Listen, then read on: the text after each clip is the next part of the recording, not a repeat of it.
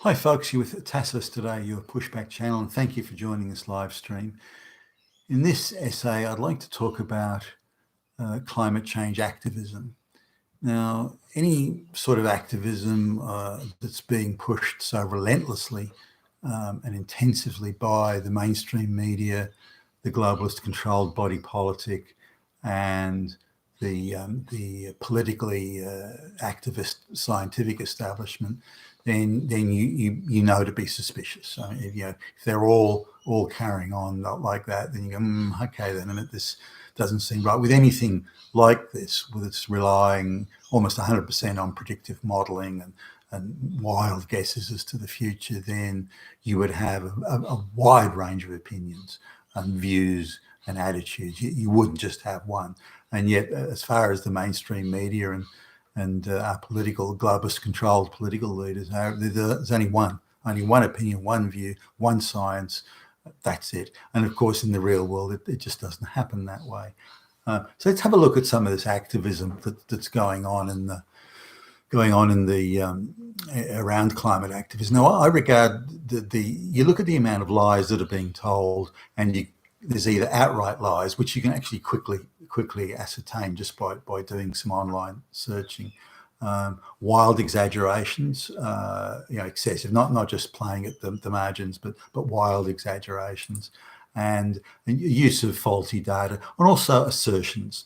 So, we all know that the world is coming to an end tomorrow, and then they'll go off on their narrative. Now, wait a minute. How do we know that? I mean, you've asserted it, but how do we know that? And they get away because the mainstream media don't question, and nor do our politicians, who are, again, all globalist controlled anyway. Nobody questions it or says, well, wait a minute, can we just talk about that? The assertion is accepted, and then the conversation has already moved on to will it end tomorrow at midday or at 5 o'clock or something like that. So that's the type of narrative that we're plied with. Now, they're also very active in classrooms. Your departments of education all across the Western world have been turned into proper hothouse propaganda chambers, pushing climate change and directly encouraging kids to be activists.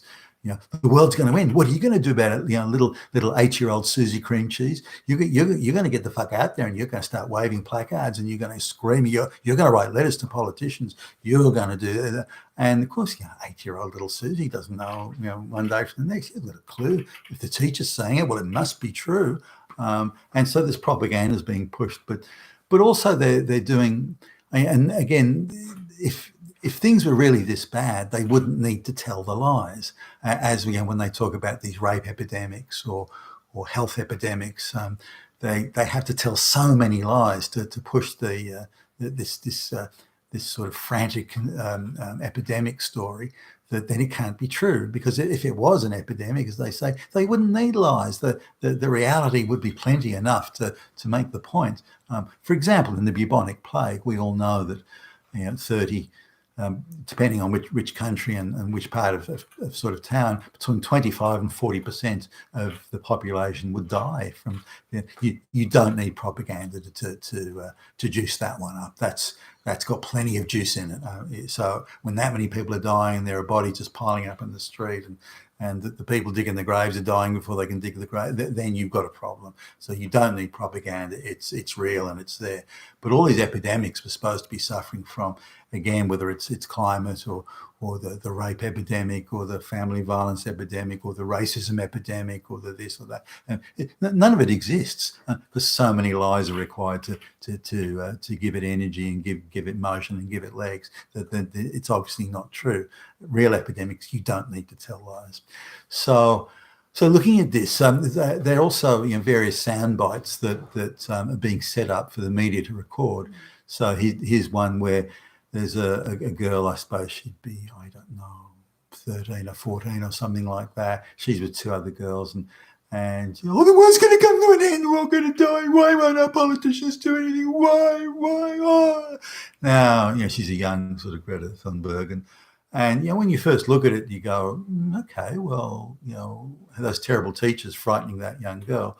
But then you look at it the way that the other two girls sort of put their arms around her and console her, and sort of language they use, and sort of then you can say, hold on a minute, girls that age don't do that. So this is clearly a set up, choreographed thing. Now, it doesn't take too much delving into it to find out that these three kids are child actors. They've been fucking paid to do that little propaganda piece that the media are dutifully on site to capture the magic moment and beam it into every lounge room in Australia. But they're actors. Now, looking at another one, our town, this is a so-called public town hall meeting about climate change. Now, you're already suspicious because one of the media outlet that's handling it is seriously left-wing and loves gags in delight over climate change. I mean, the bigger the disaster we're supposed to be facing, the more they cream their jeans over it. They get so excited, but you can just see that the delight that they sort of feel when Armageddon is nigh. So they're having their town. Now, it's supposed to be a random, people just randos just turning up and having a bit cross section of Australia and so on. Now, in fact, there's no cross section at all. That's bullshit. It is a room full of strident, screaming activists. Now, you go to say you just Google any climate activist organisation, and they've often got the names or the photographs of the key activists there. And you just look through that, and then you go back to the town hall meeting, and that's it. That's all it is. Just paid up NGO climate change fanatical activists, ideologues in there, all pretending to be average Australians who just happened to be walking past the front door at that time. And now, given where this thing was held, then some of these people had to travel, nearly 2,000 miles to get there. Who's paying for that travelling? Where's the money coming from to cover their hotel bills, their meals, and so on? Where's all that coming from? So they're being paid to do it and paid to go there, paid to push this activism, but none of that's declared. And the compare of the show is let's call on Billy Bob there. And there's no mention that Billy Bob is in fact a paid up NGO activist who's been at it for years. So all these activists now, and again they use the actors. So one girl gets up, my daughter's so, and then she's now very sick because she's worried about it, and that's because you politicians won't do anything. And it turns out that woman's not even married. She's got no children. She's just a fucking actor.